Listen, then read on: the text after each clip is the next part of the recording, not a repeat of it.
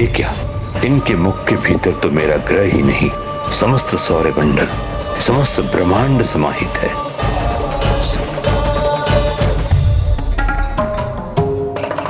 क्या हुआ लंकेश? असुर गुरु शुक्राचार्य को प्रभु पिपलाद के मुख में ब्रह्मांड दिखाई देते ही वो स्तब्ध क्यों रह गए? उन्होंने उस लावा समान द्रव्य की बूंदों की वर्षा को क्यों रोक दिया?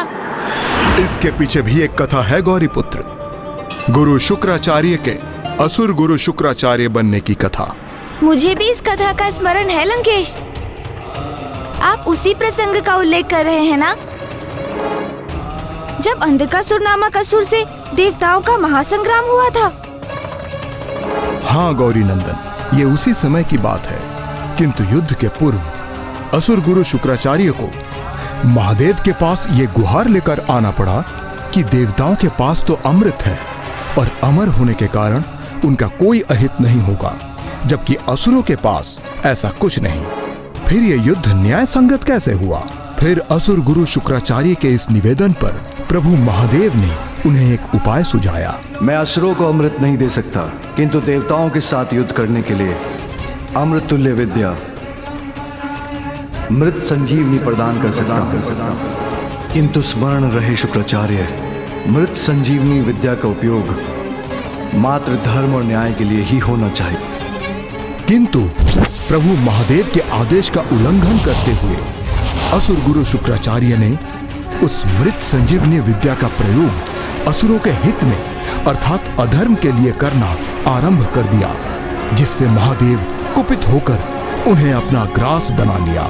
महादेव के उदर में प्रविष्ट होते ही असुर गुरु शुक्राचार्य ने उनके भीतर उस पूरे ब्रह्मांड को देख लिया, जिसके भीतर सब कुछ समाया हुआ था। फिर कोई क्या देव और क्या दानव, सब नगण्य थे। अंततः अपनी भूल का आभास होते ही असुर गुरु शुक्राचार्य पश्चाताप कर महादेव से गुहार करने लगे। ओम नमः शिवाय,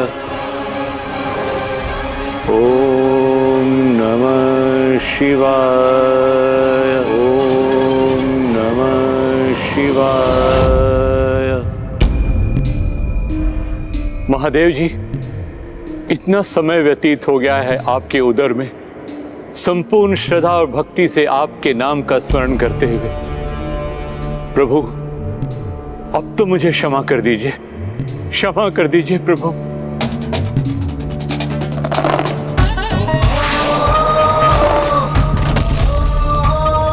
मैं आपकी आराधना एवं क्षमा याचना स्वीकार कर आपको मुक्त करता हूँ। आपकी प्रबल इच्छा शक्ति, भक्ति और ज्ञान से प्रभावित होकर मैं आपको सूर्यमंडल में एक स्थान प्रदान करता हूँ। आज से आप शुक्र ग्रह के अधिपति शुक्राचार्य कहलाएंगे। प्रभु पिपलाद के समक्ष आते ही असुर गुरु शुक्राचार्य को देवासुर संग्राम के समय घटित उस घटना का स्मरण हो आया था। त्रयंबकं सदाशिवं नमामि कंठ जय अनंतमोस्तुते नमोस्तुते। क्षमा कीजिएगा प्रभु, आपको पहचानने में मुझसे भूल हो गई। इस प्रकार उन सभी ने प्रभु पिपलाद का सूर्यमंडल में स्वागत किया। अवश्य गौरी पुत्र, किंतु सूर्यमंडल में अभी भी कुछ ऐसे ग्रह अधिपति शेष थे जो प्रभु का स्वागत करने के लिए तैयार नहीं थे।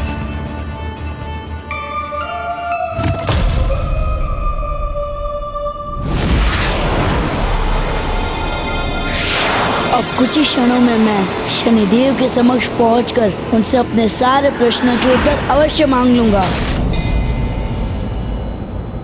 अब क्या करें हम? इस बालक को शनिदेव तक पहुंचने से कैसे रोके हम? चिंता मत करो केतु, इस बालक को यहाँ पर प्रवेश तो करने दो, फिर शनिदेव के ग्रह तक पहुँचने से पूर्व वो हमारे काल सर्पयोग के प्रभाव क्षेत्र में प्रवेश कर उससे तो प्रभावित होगा, हैं?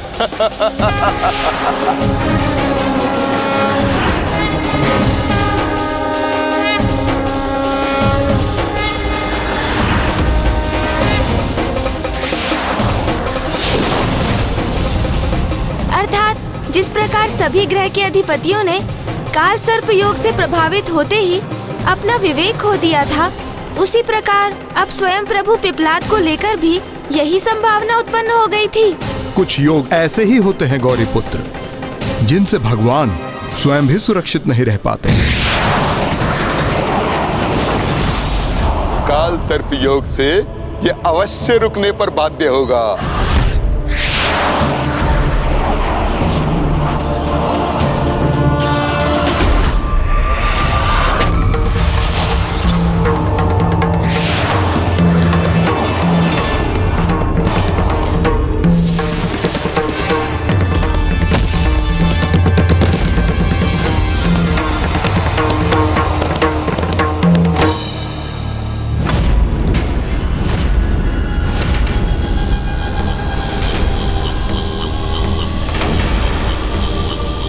जो कार्य कोई अन्य न कर सका उसे राहु और केतु करने में सफल हो गए। अद्भुत।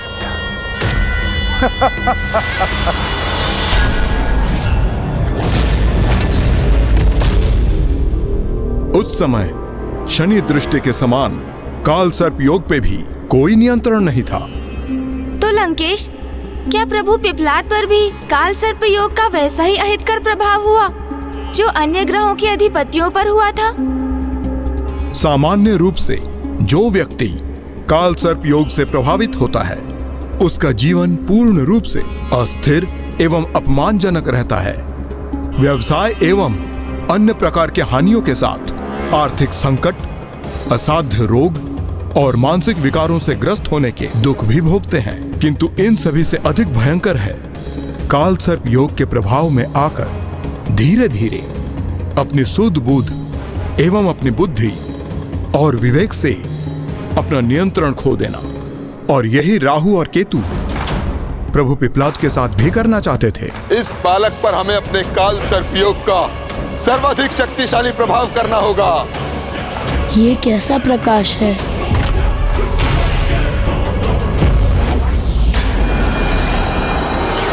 होगा, अवश्य होगा।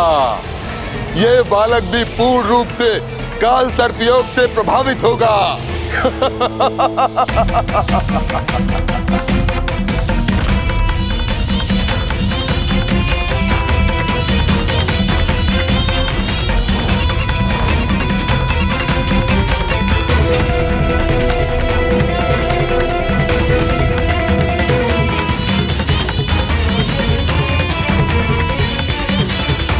और अब ये कैसा अंधकार उत्पन्न हो रहा है मेरे चारों ओर?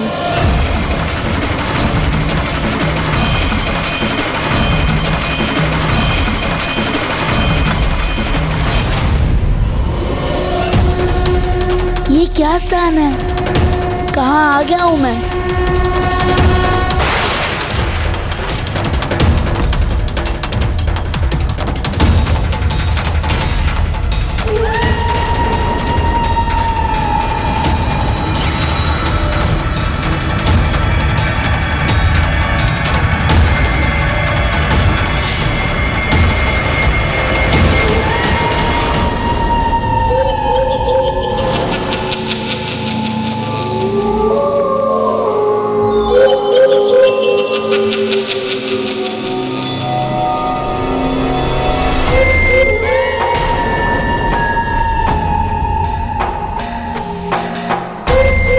मैं कहाँ हूँ और यहाँ से किस दिशा में जाना है मुझे? चिंता मत करो बालक, मैं करूंगा तुम्हारा मार्गदर्शन।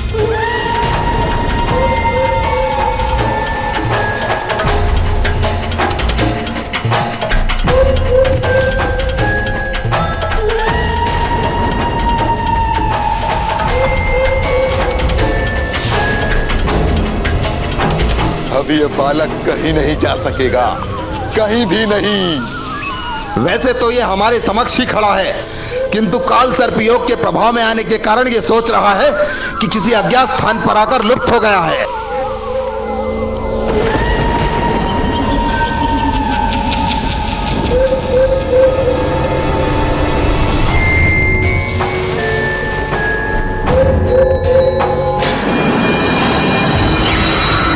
तुम्हें बताऊंगा कि तुम्हें कहां जाना है। आगे बढ़ो, आगे।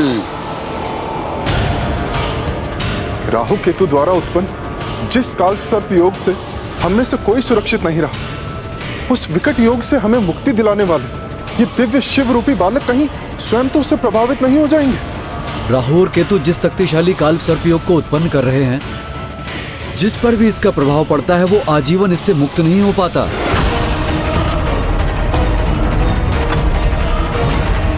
केतु, अब हम इस छलिया बालक पर प्रचंड काल सर्प योग का प्रभाव डालकर इसे लौटा देंगे और अन्य सभी ग्रहों के अधिपति इसी प्रकार स्तब्ध होकर देखते रहने पर विवश हो जाएंगे।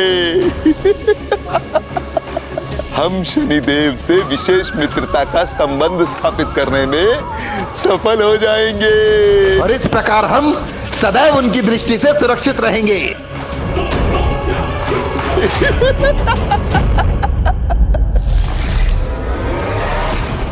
राहु और केतु ने अपने प्रयासों से उस बालक को रोककर तारमंडल में अपने स्थान की सार्थकता को सिद्ध किया। उनके कारण अब ये बालक ना ही मुझ तक पहुंच सकेगा और ना ही मेरी दृष्टि के प्रभाव में आकर उसका तनिक भी अहित होगा।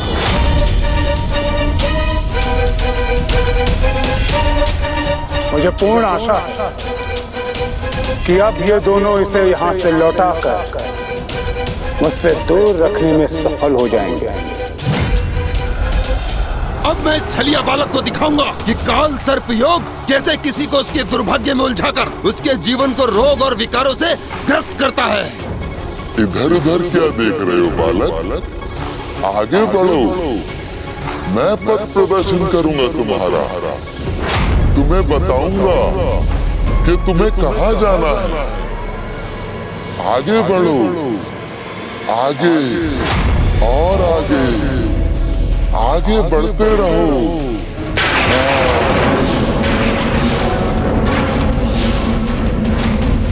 तुम्हें बताऊंगा कि तुम्हें कहां जाना है। आगे बढ़ो, आगे बढ़ो, आगे बढ़ते रहो। मैं पथ प्रदर्शन करूंगा तुम्हारा। कदाचित मुझे इन नेत्रों की ओर ही बनना चाहिए।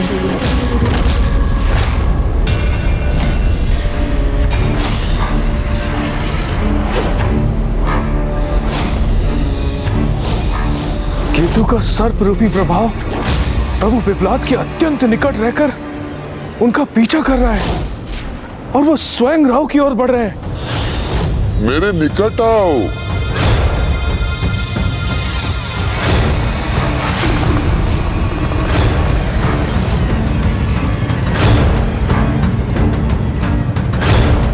ये जो भी घटित हो रहा है किसका संकेत है? प्रभु की भव्य लीला का अथवा किसी घोर अनिष्ट का?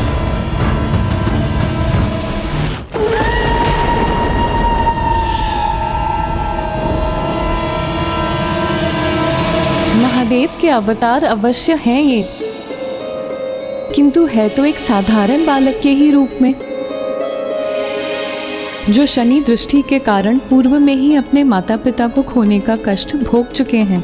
और अब यदि राहु ने इन्हें निगल लिया तो इन पर काल सर्पयोग का प्रभाव इतना स्थिर और स्थायी हो जाएगा, तो फिर उससे ये प्रभु स्वरूप बालक कैसे मुक्त होंगे? इसी दिशा में आगे बढ़ना है मुझे। कदाचित महादेव के बाल स्वरूप प्रभु पिपलाद से अधिक काल सर्प योग की ही परीक्षा है।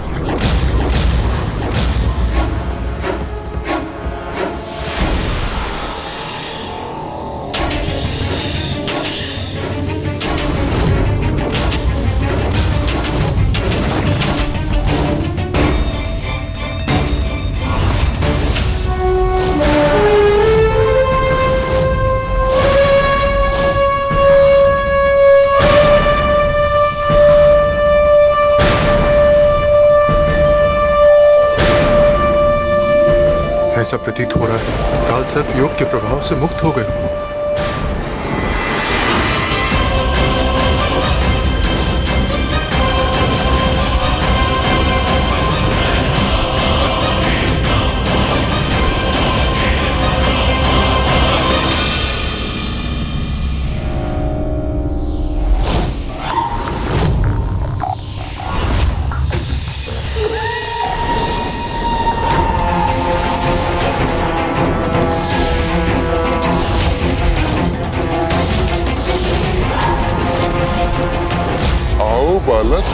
मेरे निकट आओ, मैं ही तुम्हारा उचित मार्गदर्शन करूंगा। आओ, आते जाओ। ये क्या प्रतीत होता है, प्रभु भी काल सर्प दोष योग से प्रभावित हो गए। ये तो अत्यंत अनिष्टकारी है सूर्यदेव। फिर प्रभु स्वयं को इससे कैसे मुक्त करेंगे?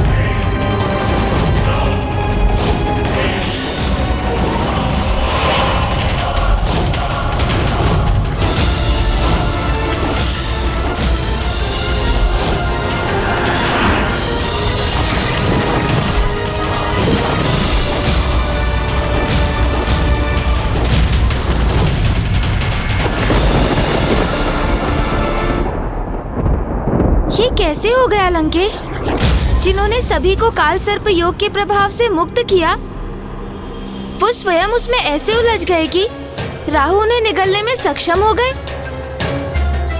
गौरी पुत्र, कभी कभी प्रभु के दिए वरदानों के समक्ष देवी शक्ति भी अपूर्ण रह जाती है। अर्थात लंकेश, मैं कुछ समझा नहीं। मुझे अपनी कथा तो पूर्ण करने दीजिए, फिर आप स्वयं समझ जाएंगे गौरी पुत्र। लंकेश, जल।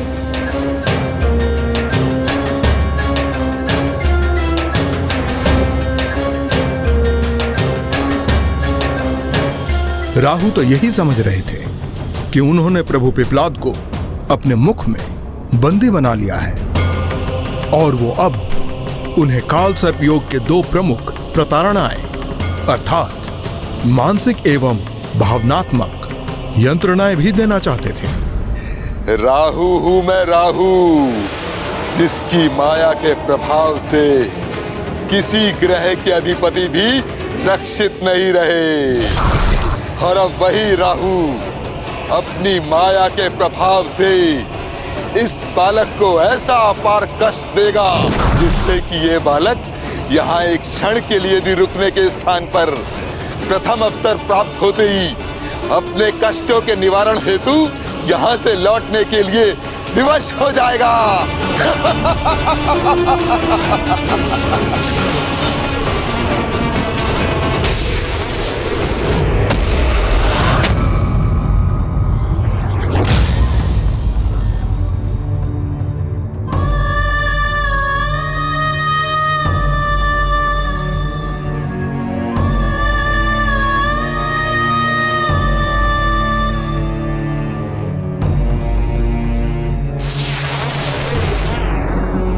मेरे पुत्र, मेरे पुत्र, मेरे पुत्र। पिताजी, पिताजी, पिताजी, पिताजी, अब कहाँ हो? पुत्र, पुत्र। माता, माता, क्या ये मेरी माँ का स्वर है? माँ, क्या आप यही हैं? माता, माँ, माता।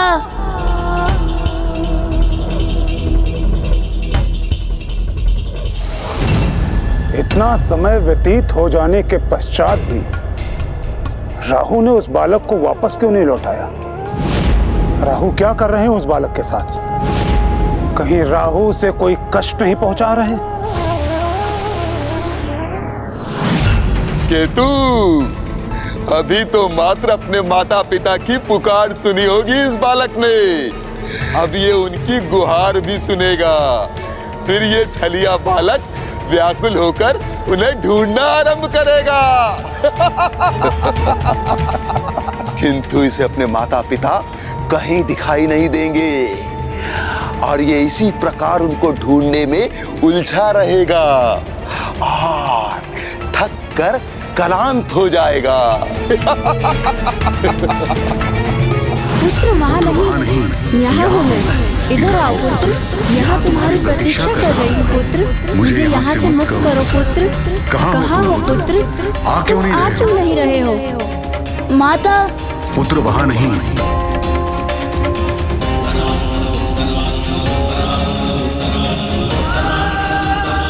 माता और पिताश्री का स्वर तो सुनाई दे रहा है मुझे, किंतु मैं उन्हें ढूंढ नहीं पा रहा हूँ।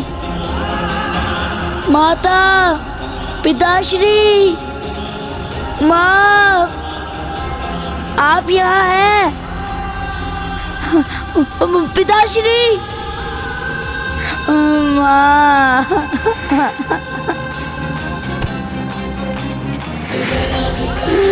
माँ, पिताश्री,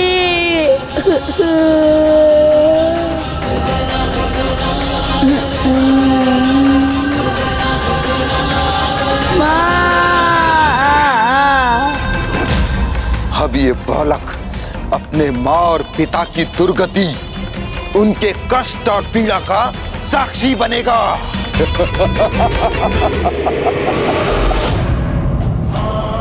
प्रभु के बाल स्वरूप की ये पीड़ा अब मुझसे सहन नहीं हो रही।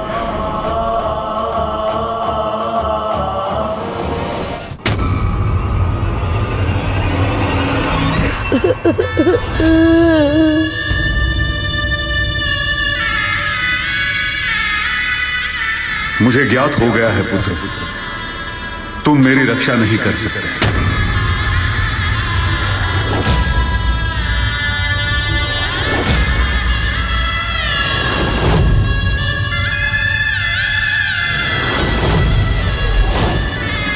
पिताश्री, पिताश्री, पिताश्री, पिताश्री, पिताश्री, पिताश्री, पिताश्री कहाँ चले गए?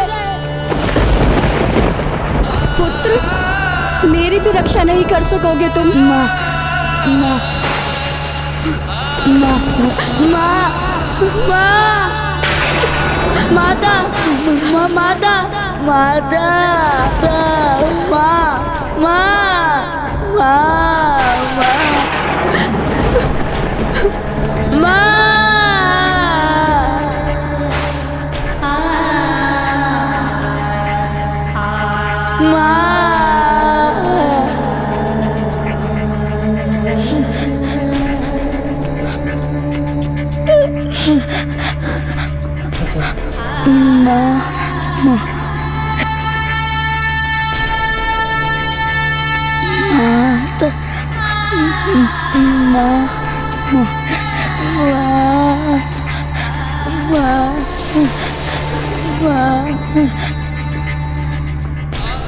एक कोमल बाल हृदय बालक को राहु के कारण इतना कष्ट हो रहा है, ये तो शनिदेव को भी स्वीकार ना होगा।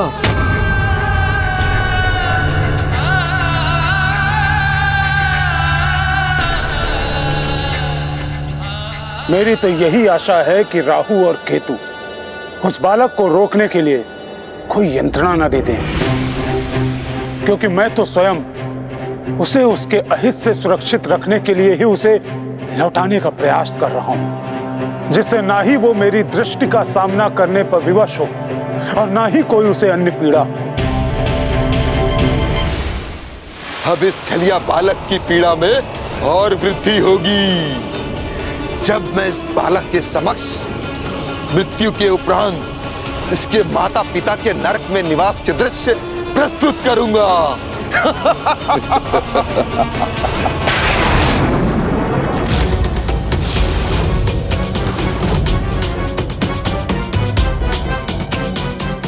नहीं राहु, रुक जाओ।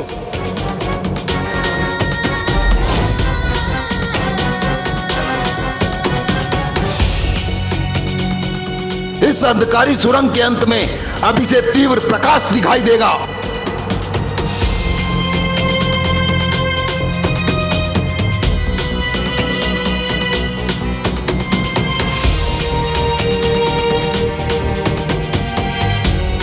और अब ये उस प्रकाश की ओर बढ़ेगा।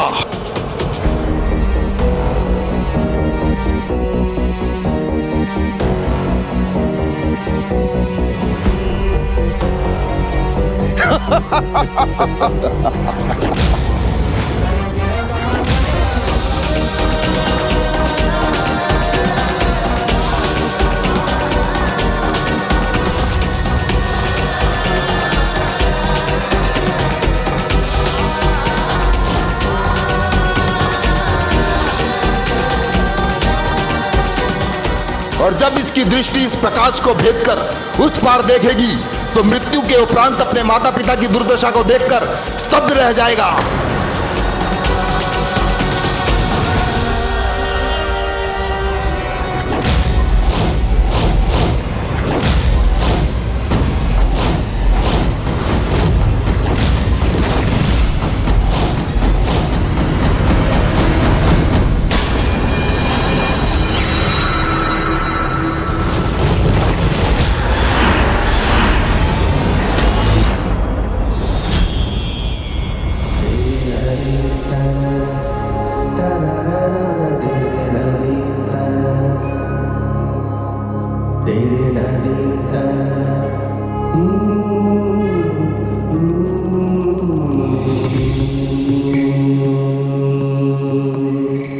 ऋषिवर, आज आप ही के कारण स्वर्गलोक का अस्तित्व सुरक्षित है। आपने अपने परम त्याग से स्वर्ग पर ही नहीं समस्त जगत पर बहुत बड़ा उपकार किया, जिसके लिए मैं देवराज इंद्र सदैव के लिए आपका आभारी रहूंगा।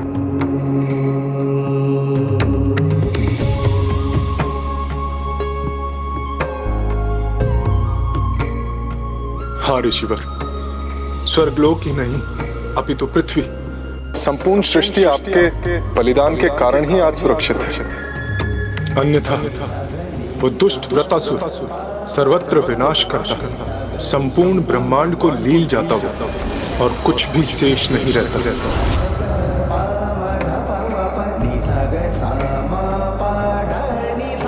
मैं आपको आशीष देता हूँ। संपूर्ण संसार आपके इस महान बलिदान को श्रेष्ठतम बलिदान का मान देगा और आपका ये महान बलिदान सदा स्मरण रखेगा, क्योंकि एकमात्र आप ही थे जो इस विकराल संकट में भी अपने धर्म पर अडिग रहे, तनिक भी विचलित नहीं हुए। इसलिए आपका स्थान तो मेरे महानतम भक्तों में भी सर्वोच्च है।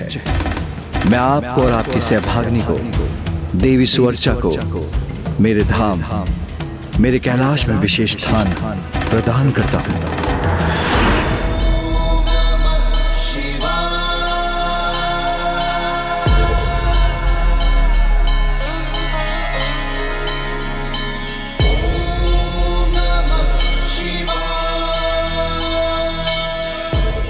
और फिर उन दोनों को स्वयं महादेव ने शिव धाम कैलाश में स्थान प्रदान किया। ये क्या कह रहे हो राहु? उसके माता पिता को कैलाश धाम में स्थान प्राप्त हुआ? ये कैसा दृश्य दिखा रहे हो तुम इस बालक को? क्या? मैंने क्या कहा? कैलाश धाम? किंतु मैं तो इस बालक को नर्कलोक के दृश्य दिखाना चाहता था। किंतु वो दृश्य दिखाने में असमर्थ रहे ना, दृश्य दिखाने में असमर्थ रहे ना।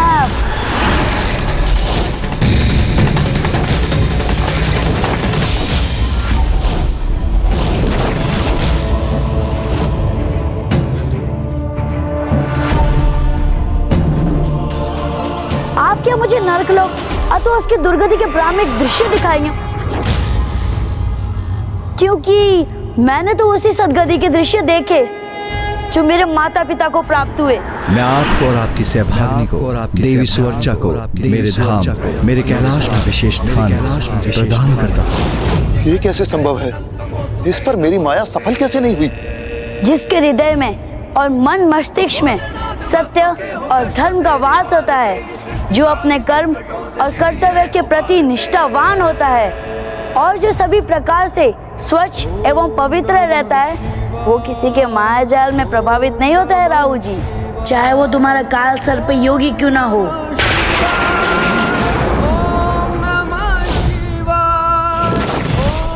ये कैसे हो सकता था लंकेश?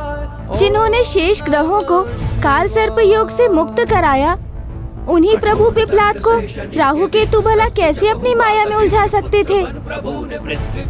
गौरी पुत्र, वास्तविकता के दो रूप होते हैं।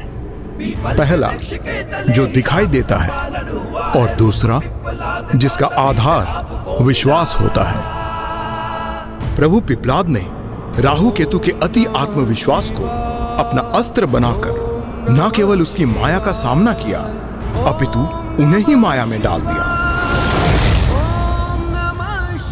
छलिया मायावी बालक, तुम मेरे मुख से बाहर कैसे निकले?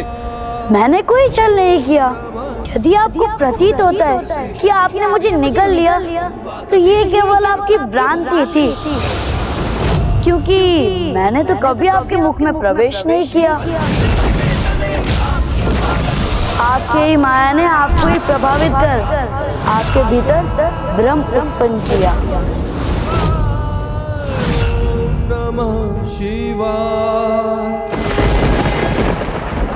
राहु केतु को यह प्रतीत होने लगा था कि उन्होंने प्रभु को अपने काल सर्प योग में उलझा लिया है, लेकिन वास्तविकता में जो हुआ है वो तो उसके विपरीत है।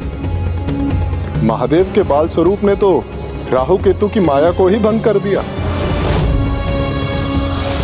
यदि प्रभु पिपलाद ने राहु के मुख में प्रवेश किया ही नहीं, तो उन्हें इतनी मानसिक वेदना क्यों हुई? राहु केतु भला उन्हें क्या वेदना दे पाते? ये तो प्रभु की लीला थी। जो राहु केतु देखना चाहते थे, प्रभु पिपलाद उन्हें वही दिखा रहे थे, ताकि दोनों को लगे कि वे अपनी योजना में सफल हो गए हैं। किंतु मानसिक पीड़ा तो काल सर्प योग का एक प्रमुख परिणाम है, जिसके प्रभाव से उभर पाना असंभव के समान है। और ऐसी अवस्था में व्यक्ति निराश और हताश होकर अपने सुख को ही खो देता है। प्रभु पिपलाद तो काल सर्प योग के प्रभाव को निरस्त करने में समर्थ थे, किंतु उनके स्थान पे यदि कोई और व्यक्ति होता तो वो काल सर्प योग के प्रभाव से कभी मुक्त न हो पाता। फिर तो ऐसे अहितकारी काल सर्प योग का निवारण तो अवश्य होना चाहिए। मुझे अपनी कथा को आगे बढ़ाने की अनुमति दीजिए गौरी पुत्र। आपको अपने प्रश्नों का उत्तर उसी में ही मिल जाएगा। मुझे अपने मुख में लेकर काल सर्प योग से प्रभावित करना चाहते थे। नर्क कैसा होता है ये दिखाना चाहते थे ना मुझे आप। तो अब मैं आपको वास्तविक नर्क से परिचित करवाता हूँ।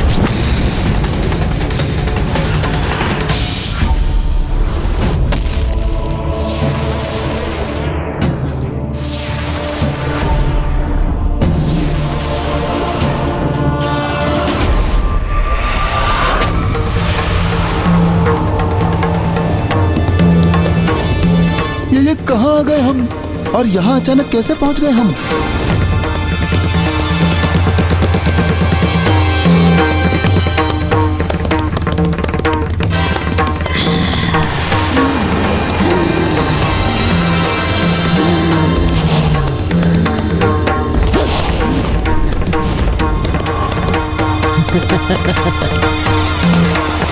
अब ये कैसा संकट है?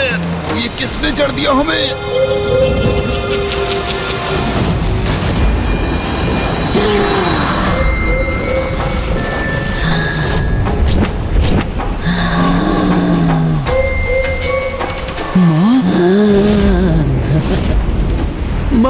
माँ, ये क्या कर रही हैं आप?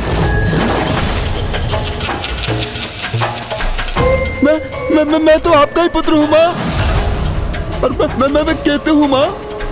माँ हमारे साथ ऐसा मत कीजिए माँ, मत कीजिए माँ।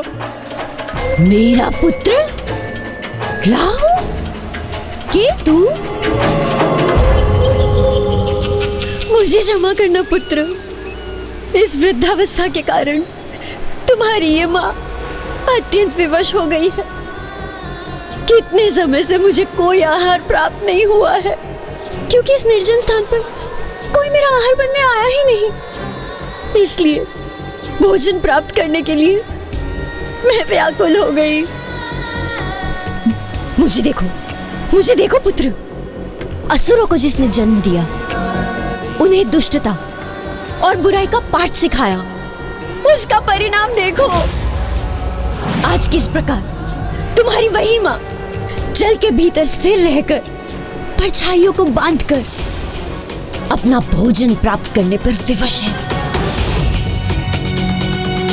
ब्रह्मदेव के वरदान स्वरूप परछाइयों को बंदी बनाकर अपना भोजन बनाने का मेरा ये सामर्थ्य मुझे अपना वरदान नहीं, अपने अभिशाप के समान प्रतीत होता है। मैं तो अपने कुकर्मों का फल भोग ही रही हूँ, परंतु तुम तो अपने सुकर्मों से मेरी नियति बदल सकते हो ना। बोलो पुत्र, तुम अपने सुकर्मों से मेरी नियति को बदलोगे ना? बदलोगे ना पुत्र मेरा भाग्य, बदलोगे ना पुत्र, पुत्र, पुत्र, पुत्र।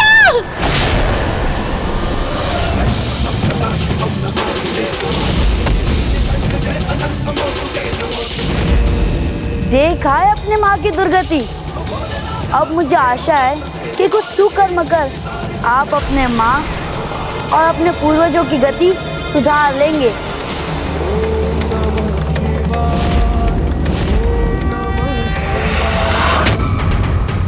एक नन्हे से बालक होकर तुम उन राहु केतु को उपदेश देकर सीख देने चले हो जो सर्वाधिक विकट योग काल सर्प योग उत्पन्न करते हैं। हम वो राहु केतु हैं जिनसे सूर्य देव और चंद्रदेव भी सुरक्षित नहीं रहते हैं, और तुमने हमें ललकारने का दुस्साहस किया।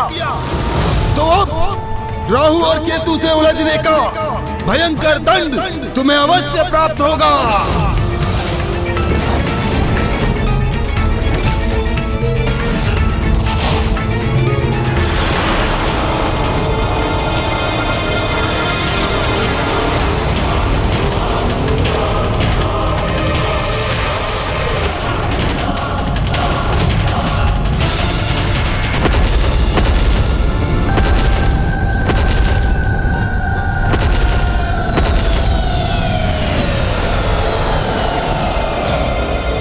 राहु ने तो अत्यंत विकट संकट उत्पन्न कर दिया बालक पिपलाद के लिए। केतु अत्यंत उग्र प्रतीत हो रहे हैं। यह तो बहुत बड़ा संकट उत्पन्न हो गया है।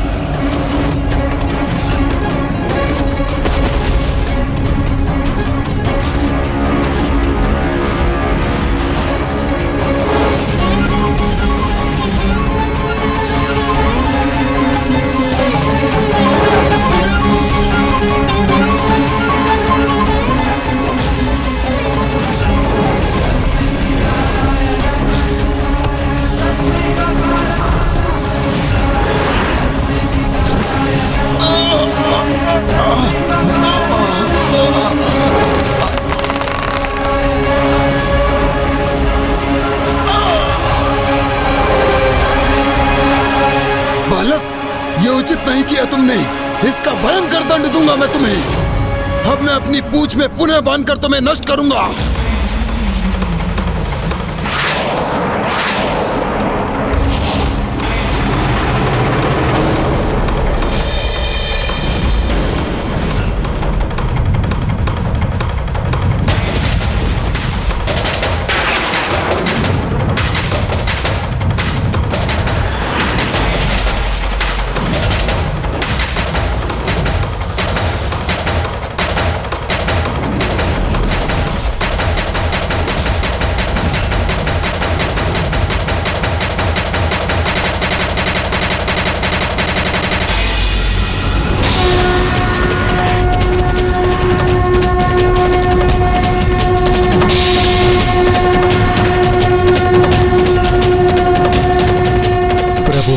के स्वरूप में बालक पिपलाद ने अपनी तृतीय नेत्र की शक्ति को क्रियान्वित किया है। यदि यह त्रिनेत्र खुल गया तो उसकी क्रोधाग्नि से राहु और केतु का विनाश निश्चित है।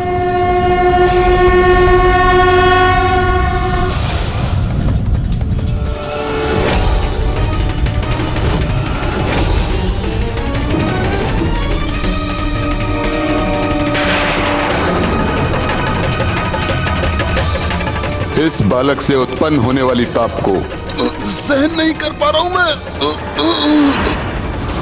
अब तो राहु और केतु अवश्य समझ जाएंगे कि बाल रूप में प्रभु महादेव ही हैं उनके समक्ष। महादेव के समान तृतीय नेत्र का प्रदर्शन कर हमें भयभीत कर रहे हो तुम। अब बहुत हुआ। तुम्हें एक बालक समझकर तुम पर दया कर रहे थे हम, किंतु अब तुम्हारी दुर्दशा अवश्य करेंगे। अब केतु अपनी विषैली वाष्प से जड़ करेगा तुम्हें, और इस बार मैं अवश्य निकलूंगा तुम्हें। आपको जितने प्रयास करने थे आप कर चुके, अब इस स्थिति का अंत मैं करूंगा।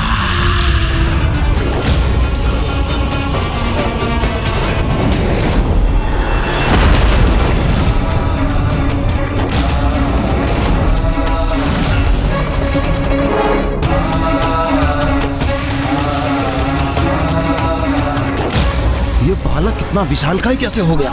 और अब हमारे साथ क्या करने जा रहा है ये?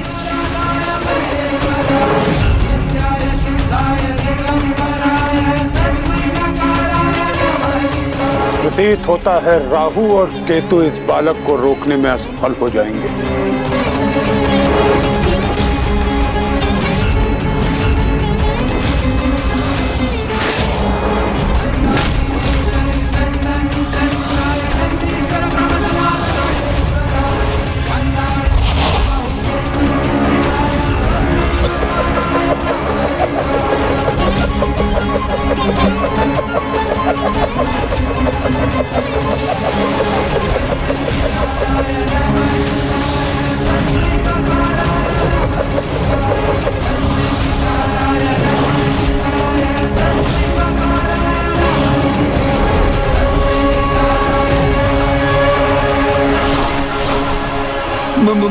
महादेव,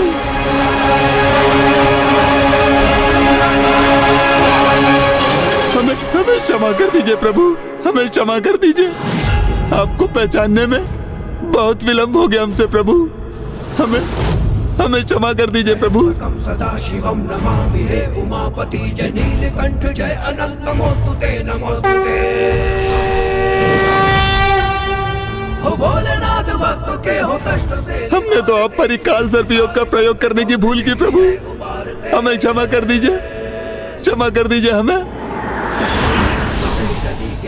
हम वचन देते हैं कि यदि आज के बाद हम ग्रहों के कारण किसी की कुंडली में काल सर्पयोग का दोष उत्पन्न होगा तो आपकी पूजा, आराधना, अभिषेक करने से काल सर्पयोग का दोष क्षीण हो जाएगा प्रभु। आपको भजने वाले, आपके नाम का स्मरण करने वाले अनन्य भक्तों के समक्ष हम कभी बाधा बनकर प्रकट नहीं होंगे प्रभु, और ना ही आपके लिए कोई बाधा उत्पन्न करेंगे प्रभु। जिनकी आरती कर सौर्य मंडल में स्वागत करना चाहिए था, हम भिन्न ग्रहों के अधिपति उन्हीं का विरोध कर उन्हें रोक कर लौटाने का प्रयास कर रहे थे।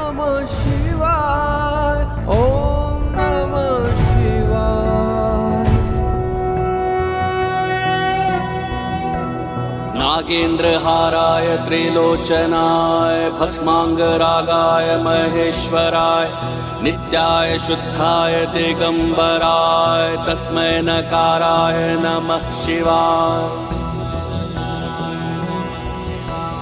मंदाकिनी सलिल चंदन चर्चिताय नंदीश्वर प्रमथनाथ महेश्वराय मंदार पुष्प बहु पुष्प सुपूजिताय तस्मै मकाराय नमः शिवाय।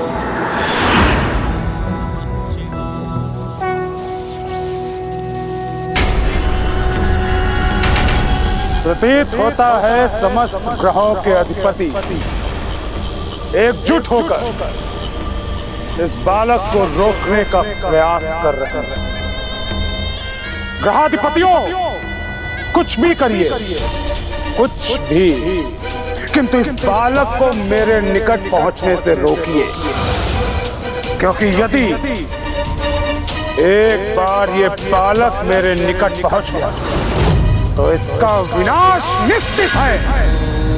त्र्यंबकं यजामहे सुगंधिं पुष्टिवर्धनम् उर्वारुकमिव बन्धनान् मृत्युर्मुक्षीयमामृता। प्रभु पिप्लाद के कारण महादेव की पूजा और भक्ति के रूप में जगतवासियों को काल सर्पयोग अर्थात कुंडली के सर्वाधिक भयंकर माने जाने वाले दोष के प्रभाव से मुक्ति प्राप्त करने का सहज सरल उपाय प्राप्त हो गया। क्यों, मैंने उचित कहा ना लंकेश?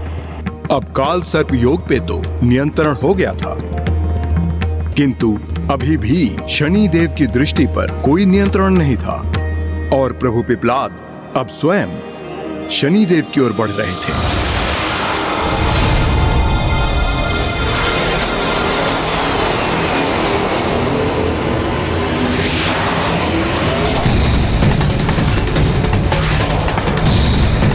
अब इस बालक को रोकने के लिए मुझे ही कुछ करना होगा, चाहे कुछ भी हो जाए।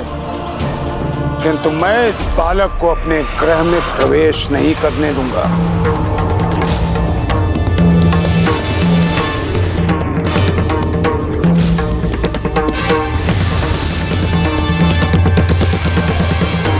मेरे ग्रह के ये चक्र बाधा बनकर इस बालक को अवश्य रोक देंगे।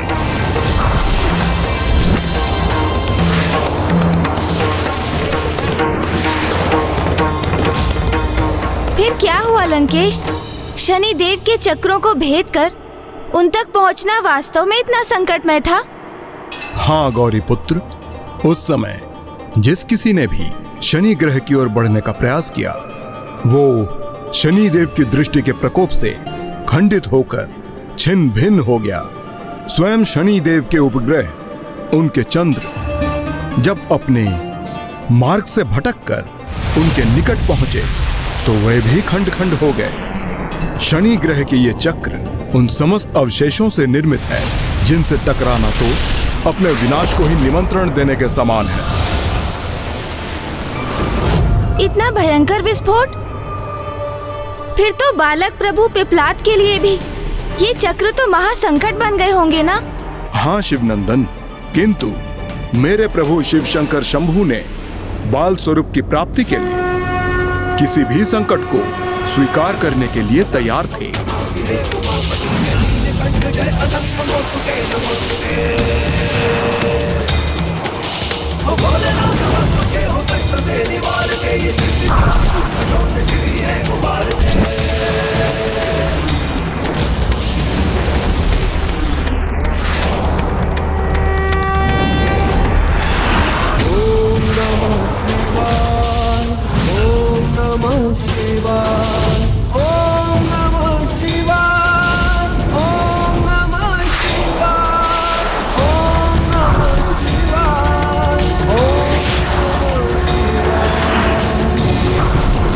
सुनो मेरी चेतावनी, अंतिम अवसर देता हूं मैं तुम्हें, लौट जाओ यहां से।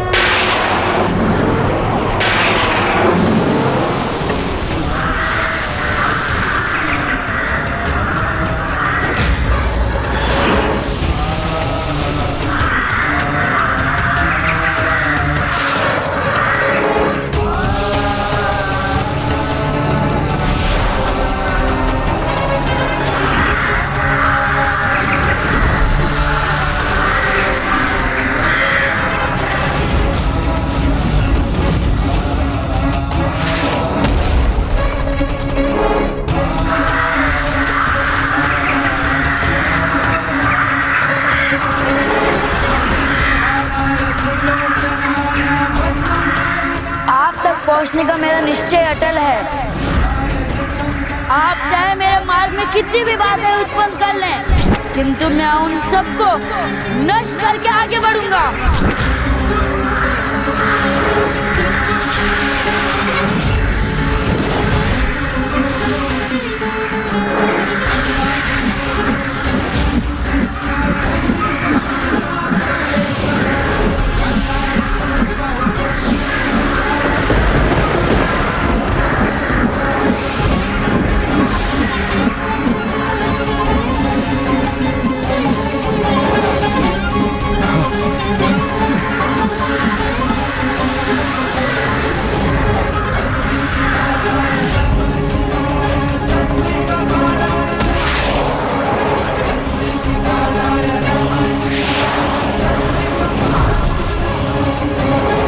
आश्चर्य, ये कैसे संभव कर दिया इस बालक ने?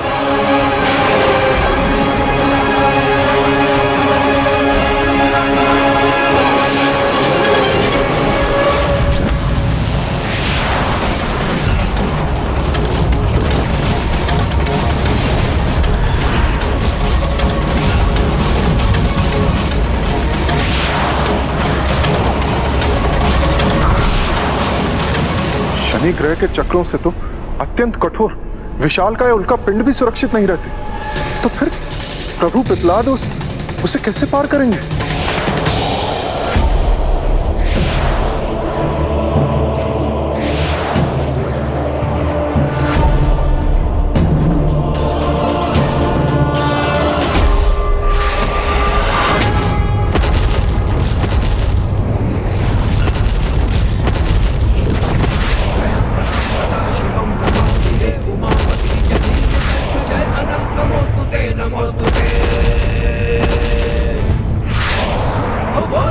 मेरी शक्ति ही मेरी ढाल बनेगी।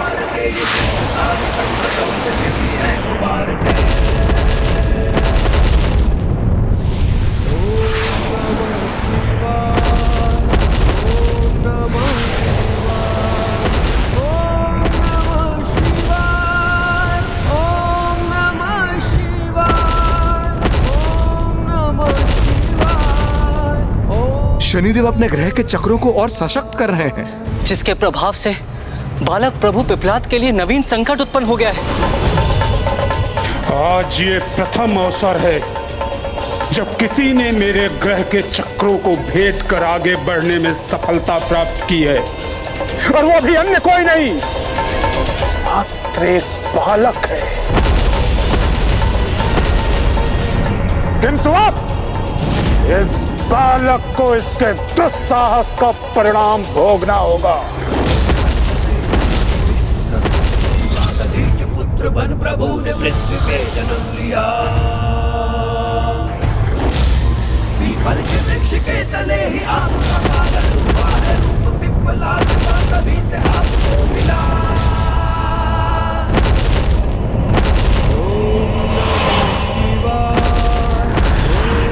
प्रतीत होता है शनिदेव प्रभु पिपलाद को रोकने हेतु अपनी संपूर्ण शक्तियों का प्रयोग करने के लिए तत्पर हो रहे हैं, जिसका परिणाम अत्यंत भीषण होगा।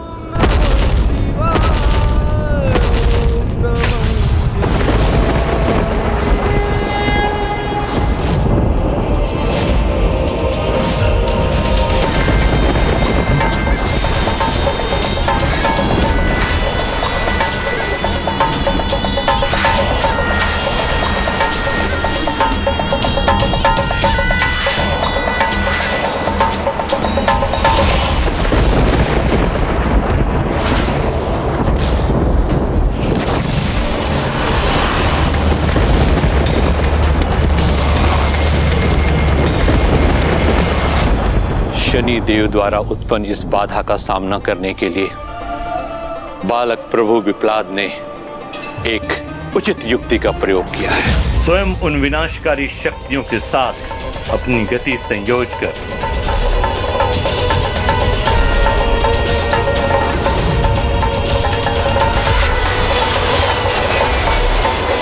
ये कैसा अनूठा सामर्थ्य है इस बालक में। मेरे ग्रह चक्रों की विनाशकारी शक्ति का भी सामना करने में कैसे सक्षम हो रहा है ये।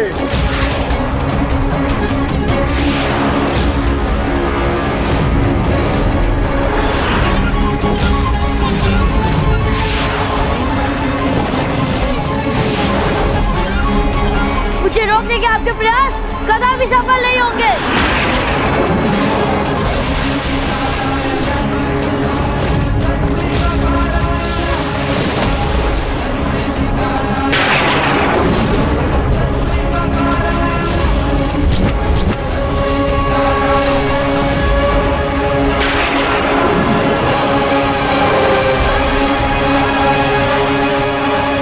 जिसका इतना अनूठा सामर्थ्य वो कोई साधारण बालक नहीं हो सकता, तो फिर कौन है ये बालक? क्या है इसका वास्तविक परिचय? पिपलाद, पिपलाद।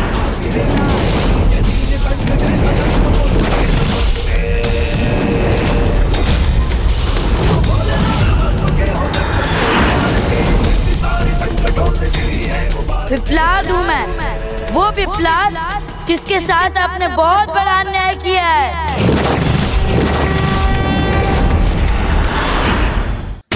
हठी हो तुम बालक, जो मुझ तक पहुंचने में सफल हो गए। हठी नहीं हूँ, दृढ़ संकल्प है मेरा, जो तभी पूर्ण होगा जब मैं आपको दंडित करूंगा।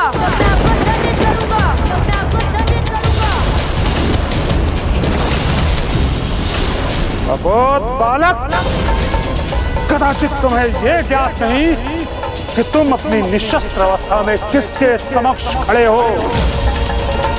जानते भी हो कौन हूं मैं? जानते भी हो कौन हूं मैं? भली भांति जानता हूँ। आप एक भटके हुए देवता हैं। आप एक भटके हुए देवता हैं। भटका हुआ देवता? नहीं बालक, मैं वो हूँ जिसके भय से लोग धर्म पथ से भटकने का दुस्साहस नहीं करते। और ये तो मेरी दया है कि तुम जैसा भटका हुआ बालक मेरे सम्मुख आकर भी मेरी दृष्टि से अभी तक सुरक्षित है। और तुम्हारा तो यही प्रार्थना करना उचित होगा कि मेरी दया दृष्टि क्रोध दृष्टि में परिवर्तित ना हो जाए।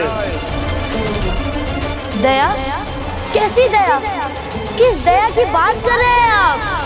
एक नवजात शिशु से उसके पिता को छीन लेने की दया, और फिर माता के आंचल की छाया से वंचित कर देने की दया।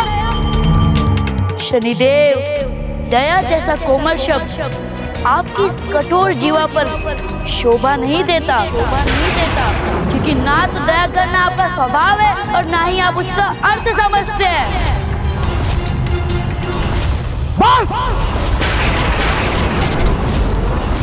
बहुत हो गया तुम्हारा ये अनर्गल प्रलाप।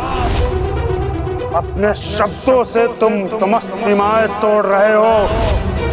सर्वप्रथम तुम मेरे निर्णय को अनुचित कह रहे हो, फिर मुझे निर्दयी भी ठहरा रहे हो। ये सर्वथा अनुचित है, क्योंकि मैंने सर्वदा निष्पक्ष भाव से सभी के साथ न्याय किया है। उनके कर्मों के अनुसार ही उन्हें फल प्रदान किया है। और मैंने तो अपने आराध्य स्वयं महादेव को भी अपने प्रभाव से मुक्त नहीं किया। उन्हें भी मेरी दृष्टि का सामना करने पर विवश होना पड़ा।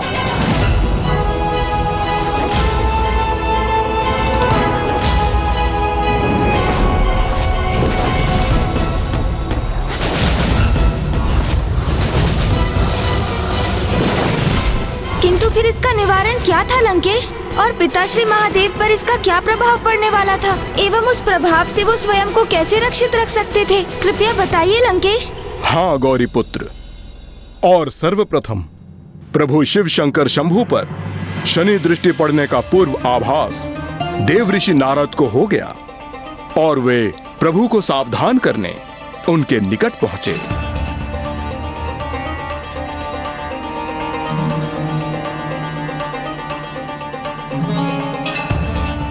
नारायण नारायण, महादेव को इतनी महत्वपूर्ण सूचना देनी है मुझे, किंतु प्रभु तो ध्यानस्थ है, तो कैसे सचेत करूं उन्हें? नहीं नहीं, प्रभु के ध्यान को भंग किया तो कहीं मैं ही उनके कोप का लक्ष्य न बन जाऊं। ये तो सर्वथा अनुचित होगा। किंतु फिर ये भी कहां उचित होगा कि जो मुझे ज्ञान है वो प्रभु तक पहुंचाने में मैं विलंब करूं। किंतु प्रभु महादेव कितनी अवधि के उपरांत अपने ध्यान से उठेंगे, ये किसे ज्ञात है? यदि इस अंतराल में आज का दिवस बीत गया तो घोर अनर्थ होगा। मुझ पर कृपा कीजिए, शीघ्र आप अपने ध्यान से बाहर आइए प्रभु, अन्यथा मैं आपको जो सूचना देने आया हूं कैसे दूंगा कि आप पर शनिदेव की दृष्टि पड़ने वाली है। और यदि आप पर शनि दृष्टि पड़ गई तो संसार के समक्ष कैसा उदाहरण प्रस्तुत होगा प्रभु?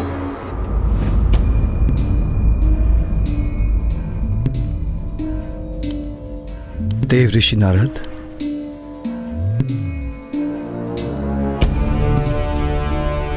प्रभु प्रणाम महादेव। आप यहाँ इतनी चिंतित अवस्था में? प्रभु, मैं जो संवाद आप तक पहुंचाने आया हूं वो कैसे कहूं, किंतु कहना भी आवश्यक है प्रभु। आप पर बहुत बड़ी विपत्ति आने वाली है। जैसे ही मुझे इस बात का ज्ञात हुआ मैं आप तक आ पहुंचा आपको सचेत करने। प्रभु, कल भोर भय ही आप मुझ पर शनिदेव की दृष्टि पड़ने वाली है। नारायण नारायण, चमत्कार प्रभु, आपको कैसे ज्ञात हुआ? अभी आप ही ने तो बताया मुझे। मैंने? कब? कैसे? देव ऋषि नारद, जिस समस्या की सूचना लेकर आप मेरे पास आए हैं उसका समाधान भी बता दीजिए। नहीं नहीं नहीं। बताइए देवऋषि नारद, इस अवस्था में मुझे क्या करना चाहिए? प्रभु आप सृष्टि के देव हैं, देवादिदेव महादेव हैं। मैं समस्या का समाधान सुझाने की दृष्टता कैसे कर सकता हूं प्रभु? नहीं देवऋषि नारद, मुझे इस समस्या का कोई उपाय नहीं सूझ रहा, किंतु मुझे विश्वास है आपके पास इस समस्या का समाधान अवश्य होगा। समस्या का समाधान मेरे पास